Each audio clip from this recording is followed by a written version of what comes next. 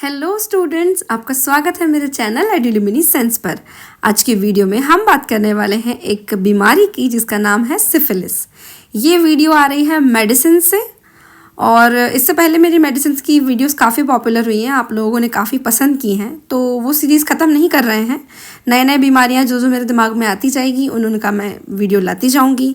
आपके दिमाग में कोई आए तो कॉमेंट में आप मुझे बता सकते हैं, उसका वीडियो भी मैं बना दूँगी।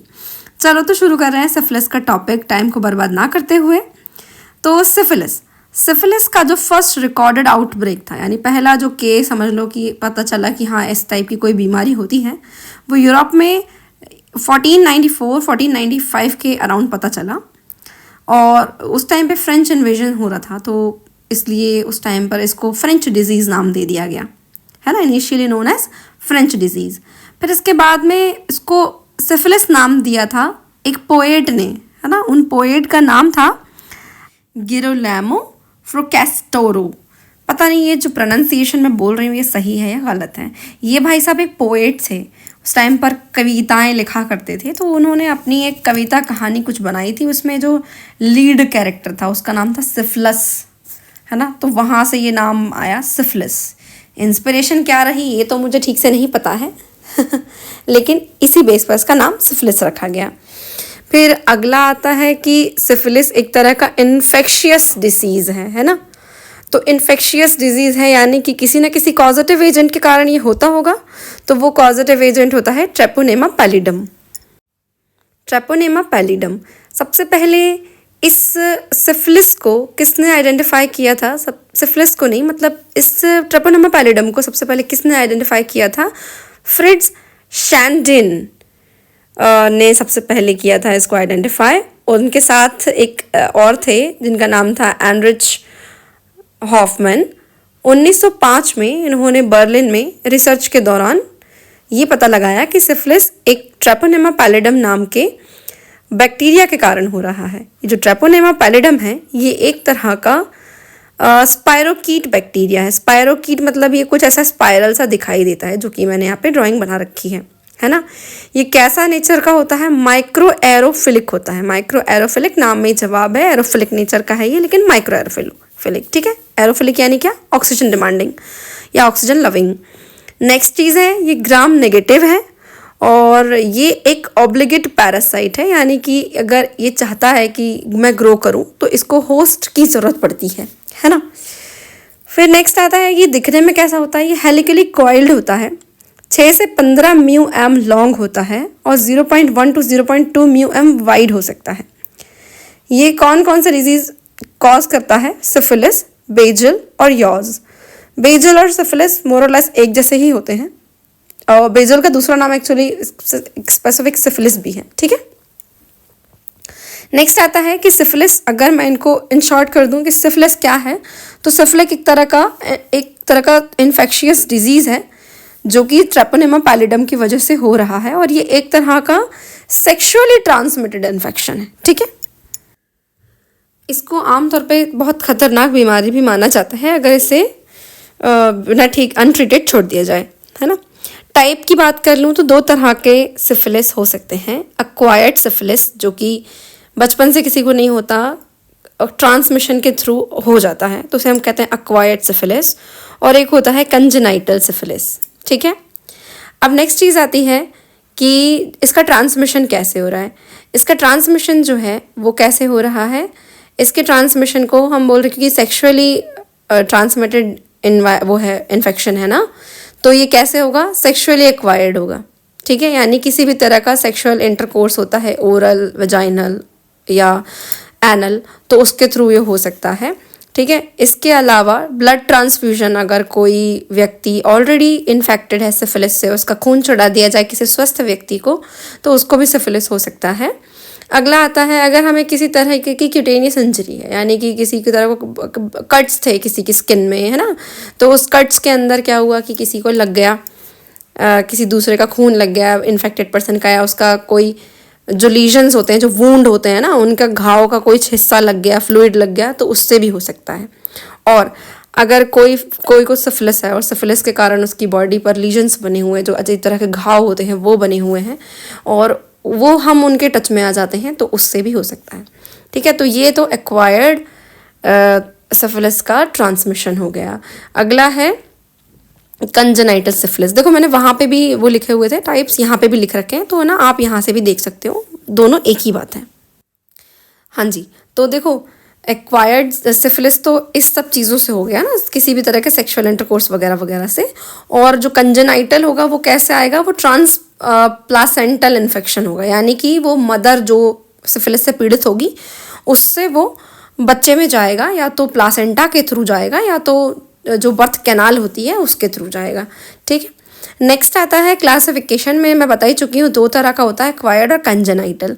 एक्वायर्ड के अंदर 2 स्टेजेस होती हैं, यहाँ देख सकते हो, एक अर्ली स्टेज और एक लेट स्टेज।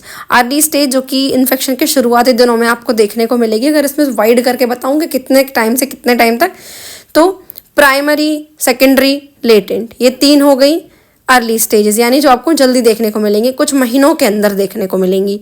ठीक है, और लेट यानी जो कि आपको सालों के अंदर देखने को मिलेगी। लेट के अंदर फिर से आ जाएगी लेटेंट, बेनाइन, टर्शरी, कार्डियोवास्कुलर और या फिर न्यूरोसिफिलिस। इसी तरह अगर कंजेनाइटल की बात कर लूँ तो कंजेनाइटल के अंदर सिंपली 2 स्टेज होगी, अर्ली और लेट, है ना। वो भी स्टेज नहीं है एक तरह से। अगर कोई बच्चे को बचपन से ही सिफिलिस के सिम्टम्स हैं तो उसमें क्या क्या चेंजेस आएंगे, बस उस हिसाब से उसमें फेस डिसाइड कर दी गई। ठीक है, तो ये हो गए टाइप्स। हमने पढ़ लिए सिफिलिस के क्या होता है सिफिलिस, कैसे होता है सिफिलिस, और ट्रांसमिशन कैसे होता है, टाइप क्या होते हैं। अब हम उन टाइप को डिटेल में पढ़ेंगे। पहला आता है एक्वायर्ड सिफिलिस। एक्वायर्ड सिफिलिस जो होता है वो कैसे ट्रांसमिट हो रहा है, ये तो तुमको पता ही चल गया है ना। ट्रांसमिट हो रहा है या तो किसी तरह के सेक्सुअल कॉन्टैक्ट से, एनल, ओरल या वेजाइनल, या फिर किसी कंटामिनेटेड निडल से, या किसी तरह के कट्स या ब्रेक जो आपकी एक्सटर्नल स्किन पे हैं, या एक्सटर्नल जेनाइटेलिया या माउथ इन सब पर हैं उनके थ्रू, या फिर direct contact with the lesions. जो पेशेंट है ना, पेशेंट के शरीर पर जो घाव बने हुए हैं उनसे अगर डायरेक्टली कॉन्टेक्ट हो रहा है तो चांसेस हैं कि सिफिलिस हो जाए किसी हेल्दी व्यक्ति को। ठीक है, अब देखो ट्रांसमिट हो गया। ट्रांसमिट होने के बाद पेशेंट में क्या क्या चेंजेस आएंगे वो देखिएगा। तो ट्रांसमिट हो गया और इन्फेक्शन लग गया, तो इन्फेक्शन के 14 से 28 दिन की जो स्टेज होती है में जो स्टार्ट हो जाती है स्टेज, उसको हम कहते हैं प्राइमरी सिफिलिस। प्राइमरी सिफिलिस के अंदर हमें मेनली क्या देखने को मिलता है। अच्छा, अब देखो हमने जो प्राइमरी, सेकेंडरी ये सब डिवाइड किया है ना, किस बेस पे डिवाइड किया है, 2 चीज़ों पे। एक तो टाइमिंग है ना, कि कितने दिन बाद इन्फेक्शन के कितने दिन बाद आपको क्या सिम्टम्स मिल रहे हैं, और दूसरी चीज़ सिम्टम्स, है ना। तो जैसे प्राइमरी सिफिलिस तब तक कहलाएगा जब तक कि उसके अंदर जो लीजन्स हैं वो शैंकर फॉर्म में है, फिर सेकेंडरी में वो दूसरे फॉर्म में चले जाएंगे, है ना। इसके बेस पे डिसाइड किया है। तो अभी क्योंकि अपन पढ़ रहे हैं प्राइमरी सिफिलिस, तो प्राइमरी सिफिलिस में जो मेजर तरीके के लीजन्स होते हैं उन्हें हम कहते हैं शैंकर्स। उनको हम क्या बोल देते हैं, शैंकर बोलते हैं। और जो शैंकर हैं वो कहाँ कहाँ प्रेजेंट हो सकते हैं, मेनली जेनाइटल्स पे प्रेजेंट होते हैं, है ना। मेल फीमेल जेनाइटल, फीमेल में वल्वा वजाइना पर, और जो मेल है उन पे जो पीनस होता है, पीनस में प्रेजेंट हो सकते हैं, जो इंटरनल स्किन होती है वहाँ पर। और एक्स्ट्रा जेनाइटल भी हो सकते हैं, जैसे कि माउथ में प्रेजेंट हो सकते हैं, जो म्यूकस मेम्ब्रेन्स होती है ना उनमें ज़्यादातर प्रेजेंट होते हैं, तो मेनली माउथ में प्रेजेंट हो सकते हैं। अगली चीज़ आती है शैंकर्स में, कि शैंकर्स जो होते हैं वो किस तरह के घाव, ये जो डायग्राम दिख रहा है आपको, कुछ इस तरह के घाव होते हैं। स्किन उठी सी रहती है, बीच में ऐसा पस सा भरा हुआ रहता है। ठीक है, तो और ये जो पस टाइप का जो भी भरा है ना, उसके अंदर बहुत सारे बैक्टीरिया प्रेजेंट होते हैं, स्पायरोकीट प्रेजेंट होते हैं, वही ट्रेपोनेमा पैलिडम के। अब ये जो शैंकर होता है ना, इसको अगर 2 से 6 हफ्ते के लिए हम बिना ट्रीटमेंट के छोड़ दें तो ये खुद से ही ठीक हो जाता है। और खुद से ठीक होने के बाद में धीरे धीरे क्या होता है, हमें तो दिख रहा है कि बाहर से ठीक हो गया और एक स्कार बस बन गया, लेकिन अंदर ही अंदर क्या होता है कि अब एक बैक्टीरिया है, बैक्टीरिया के अगेंस्ट हमारी बॉडी अपने आप को प्रिपेयर करेगी, है ना। तो प्रिपेयर करने में क्या होगा, उसके आसपास लिम्फोसाइट्स अटैक करेंगी, इस तरीके की चीज़ें होती हैं। तो उस वजह से क्या होगा, लिम्फेडिनोपैथी होगी, क्योंकि ये जो वो है ट्रेपोनेमा पैलिडम, ये पहुंच चुका होगा लिम्फ नोड्स में। ये लिम्फ नोड के थ्रू पहुंचेगा लिम्फ में, जो ब्लड, मतलब ब्लड जैसा एक जो लिम्फ होता है ना, जो फ्लो करते रहता है, लिम्फ फ्लूइड। तो जो लिम्फेटिक फ्लूइड से होते होते ये पहुंच जाएगा आपके ब्लड में, और जैसे ये ब्लड में पहुंच जाएगा तो समझ लो अब ये पूरे शरीर में प्रॉब्लम्स करना शुरू कर देगा। अब देखो वो क्या करता है आगे।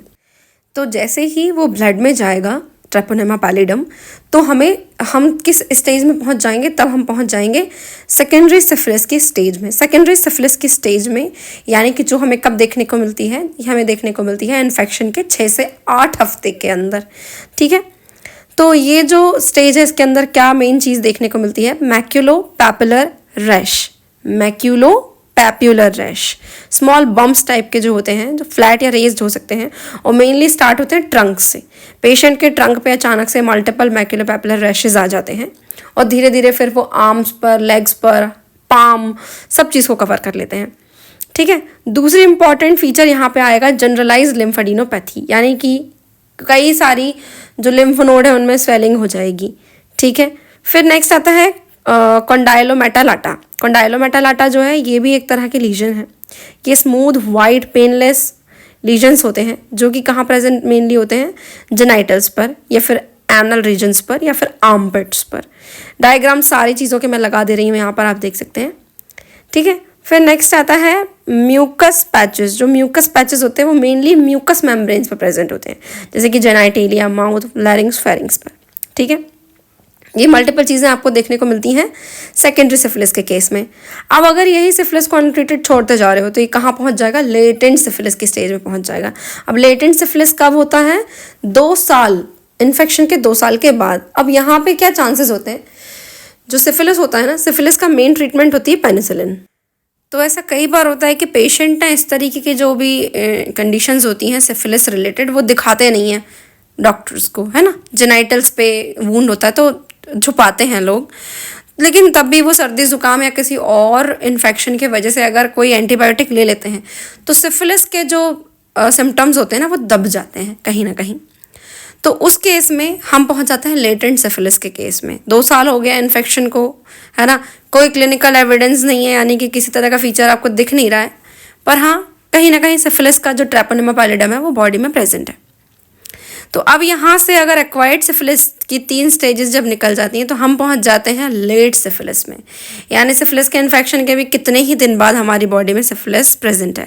और वो जो सिफिलिस है अब उसमें आपको मल्टीपल सब फेजेस देखने को मिलेगी, जैसे कि latent syphilis, benign tertiary syphilis, cardiosyphilis और फिर न्यूरोसिफिलिस। चलो इनको डिटेल में समझते हैं। ये वाला जो सेगमेंट आपको दिखाई दे रहा है, ये सब कुछ जो लिखा है ये नोट्स के लिए है। जो बात मैंने अभी आपको समझाई ना वही के वही यहाँ पर लिखी हुई है, बस थोड़ा सा डिटेल में लिखी हुई है। आप लोग चाहें तो इसका स्क्रीनशॉट ले लीजिए या फिर आपको PDF तो मिल ही जाएगी अभी, जो मैं आपको डिस्क्रिप्शन बॉक्स में लिंक दूंगी उससे। हाँ, तो हम बात कर रहे थे लेट सिफिलिस की। लेट सिफिलिस की बात करें तो इसमें 4 स्टेजेस हैं, चारों को समझते हैं। पहला आता है लेटेंट सिफिलिस। लेटेंट सिफिलिस वो होता है जो कि बहुत साल हो गए, मान लो किसी पेशेंट को उसकी बॉडी में सिफिलिस है ही, बस पड़ा हुआ है ना, और उसको हमने बिना ट्रीटमेंट का छोड़ दिया। तो 60% पेशेंट तो ऐसे होते हैं जिसमें बहुत ही ना के बराबर या फिर इलनेस होती ही नहीं है, मतलब उसको इल हेल्थ होती ही नहीं है उसकी सिफिलिस की वजह से, है ना, क्योंकि वो वही किसी और दवा की वजह से जो एंटीबायोटिक खाया है उसी से थोड़े में थोड़ा ठीक हो जाता है, ठीक है। नेक्स्ट आता है benign tertiary syphilis. Benign tertiary syphilis का मतलब होता है, बेनाइन यानी आप जानते हो, बेनाइन इसको कैंसर से मत जोड़ना, है ना, क्योंकि अब यहाँ पे कहानी क्या आ रही है, यहाँ पे कहानी ऐसी है कि जो स्पायरोकीट है ना, स्पायरोकीट यानी जो बैक्टीरिया था ट्रेपोनेमा पैलिडम, वो खुद तो है ही, लेकिन वो उसके बॉडी पे बहुत सारे प्रोटीन्स होते हैं ना, तो उसके कुछ ऐसे एंटीजन्स होते हैं, मतलब हमारी बॉडी में आया है तो उसकी बॉडी पे कुछ प्रोटीन्स हैं जो कि हमारी बॉडी के लिए एंटीजन का बिहेव करते हैं। काफ़ी सारे ऐसे हैं, मेनली 3 होते हैं, नाम दे दिए जाएंगे। नेक्स्ट आता है कि अगर ये एंटीजन उसमें प्रेजेंट है तो ये एंटीजन हमारी बॉडी में कुछ ना कुछ इम्यून रिस्पॉन्स क्रिएट करेंगे। तो जब वो इम्यून रिस्पॉन्स क्रिएट करेंगे तो हमारी बॉडी की लिम्फोसाइट्स जो हैं वो उसके अगेंस्ट एक्शन लेगी, मैक्रोफेजेस उसको इंगल्फ करने की कोशिश करेंगी। तो इस बीच क्या होगा, डिफरेंट मैक्रोफेजेस इसके आसपास एकदम एक घेरा बना लेंगी और ये मैक्रोफेजेस उसको मारने के लिए, इंगल्फ करने के लिए मेहनत करेंगी। तो मेहनत के तौर पे वो अलग अलग इंटरल्यूकेंस और टिश्यू नेक्रोटिक फैक्टर्स इन सबको रिलीज़ करेंगी। वो क्यों कर रही है ये सब, ताकि ये जो सेल है ना ये मर जाए, ट्रेपोनेमा पैलिडम की सेल मर जाए, लेकिन उल्टा हो जाएगा। उल्टा हो जाएगा से मेरा मतलब है कि ये जो मैक्रोफेजेस और जितनी भी लिम्फोसाइट्स हैं वो अलग अलग TNF अल्फ़ा और इंटरल्यूकिन्स टाइप के केमिकल्स रिलीज़ करेंगी, तो उनकी वजह से हमारी बॉडी में इन्फ्लेमेशन, फीवर तो बढ़ेगा ही बढ़ेगा, ठीक है। उसके अलावा इस तरह का एक घेरा बन जाएगा मैक्रोफेजेस का और अलग अलग इम्यून सेल्स का। तो ये इम्यून सेल्स एक के ऊपर एक के ऊपर एक इस तरीके से चिपकती जाएगी और एक बड़ा सारा गोला, एक घेरा बना लेगी, है ना। उस गोला और घेरा के अंदर क्या होगा, उसके अंदर जो भी सेल्स होंगी, हमारी हेल्दी सेल्स भी धीरे धीरे क्या होने लगेगी, खराब होने लगेगी, मरने लगेगी। तो इस वजह से ये इस तरह का एक स्ट्रक्चर बन जाएगा। यहाँ तो ये काफ़ी सुंदर फूल जैसा दिखाई दे रहा है, बट वो इतना सुंदर नहीं होता, वो कुछ ऐसा होता है, डायग्राम में देख सकते हो। तो इस तरीके के इस स्ट्रक्चर को हम कहते हैं गमा, है ना। गमा जो है वो बेनाइन टर्शियरी सिफिलिस की मेन क्लिनिकल फीचर है ना। गमा, उसके अंदर क्या होता है, बीच में नेक्रोसिस की वजह से पस बन जाता है बहुत ज़्यादा, और एकदम से इतनी सारी जो इम्यून सेल्स हैं वो इस तरीके से स्टक हो जाती हैं। ये कहाँ कहाँ देखने को मिल सकता है, mouth, लैरिंग्स, pharynx, bones, liver, testis, बहुत सारे ऑर्गन्स पे आपको देखने को मिल सकता है, ठीक है। अब नेक्स्ट चीज़ आती है कार्डियोवास्कुलर सिफिलिस। अब कार्डियोवास्कुलर सिफिलिस का क्या सीन है, अब वो समझिए। अब क्योंकि इतना सारा ये जो एंटीजन है, यानी कि जो स्पायरोकीट है, वो तो हमारे पूरे ब्लड में फैल चुका है, यानी कि वो अलग अलग कैपिलरीज, अलग अलग ब्लड वेसल्स में भी जा रहा होगा। तो वो जिन कैपिलरीज, ब्लड वेसल्स वगैरह में जा रहा है, वहाँ पर भी वो अपने एंटीजन की वजह से इम्यून रिस्पॉन्स क्रिएट कर रहा है। और इम्यून रिस्पॉन्स अगर क्रिएट करेगा तो वहाँ पर प्रेजेंट जितने भी टिश्यूज़ हैं, सेल्स हैं, उन्हें डैमेज करना शुरू कर देगा। जैसे कि अगर मान लीजिए अयोर्टा में है, अयोर्टा में अगर इम्यून रिस्पॉन्स बहुत ज़्यादा हो रहा है इस एंटीजन की वजह से, तो वहाँ पर क्या होगा, अयोर्टा स्वेल हो जाएगी, तो हो जाएगा अयोर्टाइटिस। इसके अलावा अयोर्टिक इम्पेटेंस और एंजाइना और अयोर्टिक एन्यूरिज्म, इतनी सारी चीज़ें आपको देखने को मिल सकती हैं। अगला आता है न्यूरोसिफिलिस। न्यूरोसिफिलिस के अंदर क्या होगा, न्यूरोसिफिलिस के अंदर यानी कि जैसे कि कार्डियोवास्कुलर सिस्टम में हो रहा था ना कि एंटीजेंस जो है वहाँ पर स्वेलिंग प्रोड्यूस कर रहे थे ब्लड कैपिलरीज में, वैसे यहाँ पर है कि जो एंटीजेंस हैं इसके ट्रेपोनेमा पैलिडम के, वो एंटीजेंस हमारी स्पाइनल कॉर्ड और वहाँ पर जाने वाली जो कैपिलरीज हैं उनमें जाके प्रॉब्लम क्रिएट करेगा। वहाँ पर इम्यून रिस्पॉन्स की वजह से आपको कुछ अलग अलग चीज़ें देखने को मिल सकती है, जैसे कि मेनिंजाइटिस, मेनिंजीज जो स्वेल हो जाएंगे, या जनरलाइज पैरालिसिस, ये देखने को मिलता है। एक और चीज़ यहाँ पर आती है टेप्स डॉर्सालिस। इसका क्या मतलब होता है कि जब स्पाइनल कॉर्ड में अटैक कर रहे होते हैं एंटीजेंस और वहाँ पर आपको इम्यून रिस्पॉन्स देखने को मिल रहा है या स्वेलिंग वहाँ पर क्रिएट हो रही है, जितनी भी प्रॉब्लम वहाँ पे क्रिएट हो रही है, उसकी वजह से क्या होगा, जो स्पाइनल कॉर्ड के डॉर्सल कॉलम्स होते हैं ना, उनमें डीजनरेशन शुरू हो जाता है, और उनके डीजनरेशन के कारण स्पाइनल कॉर्ड रिलेटेड प्रॉब्लम्स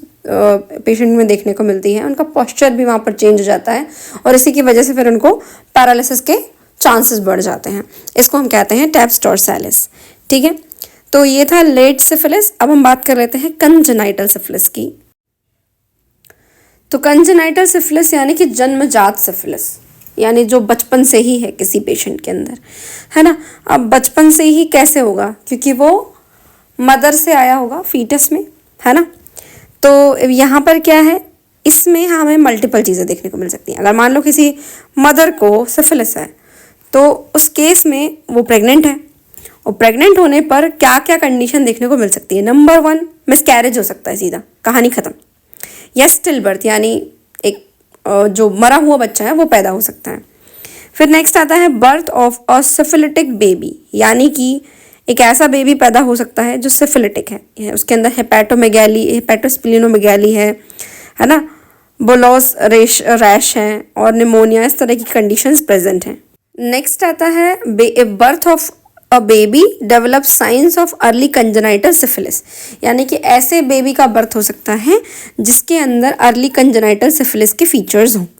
और अगला आता है birth of a baby with latent infection, जिसके अंदर लेटेंट इन्फेक्शन हो। तो अब इन सब में हम डिस्टिंग्विश कैसे करें कि कौन सा अर्ली कंजेनाइटल है, कौन सा लेटेंट है, या कौन सा स्टिग्मेटा है, इन सारे की हम बात कर लेते हैं। तो देखो, सबसे पहले क्लिनिकल फीचर्स में हमने 3 अलग अलग कैटेगरीज में इसको डिवाइड कर लिया है।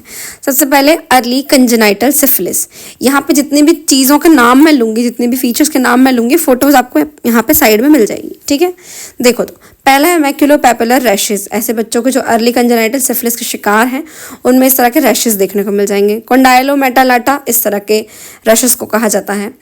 म्यूकस पैचेस, इस तरह के रैशेज को कहा जाता है। नेक्स्ट आता है फिशर्स अराउंड माउथ नोज या एनस, है ना, 3 चीज़ों में फिशर्स देखने को मिल सकते हैं। राइनाइटिस, ऐसे जो बच्चे होते हैं उनमें स्टफी नोज होती है, एकदम नाक भरी हुई नाक जैसी होती है।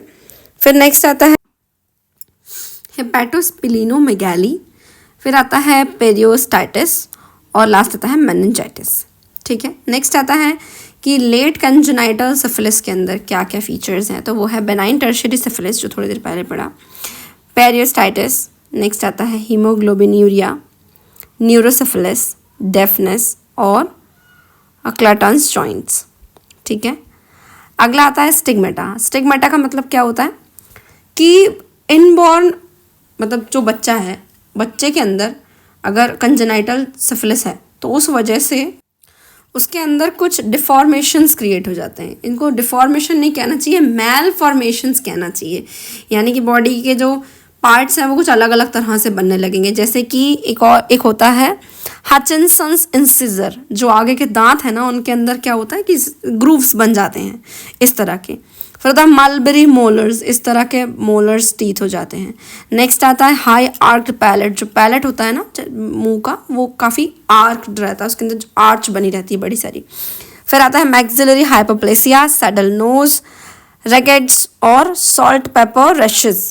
तो ये था आज का वीडियो पसंद आया हो तो प्लीज़ लाइक कर देना, शेयर कर देना, सब्सक्राइब कर देना और जुड़े रहना मेरे साथ, क्योंकि आने वाला है पार्ट 2 जिसके अंदर आप जानोगे इसका डायग्नोसिस और ट्रीटमेंट। Thanks for watching.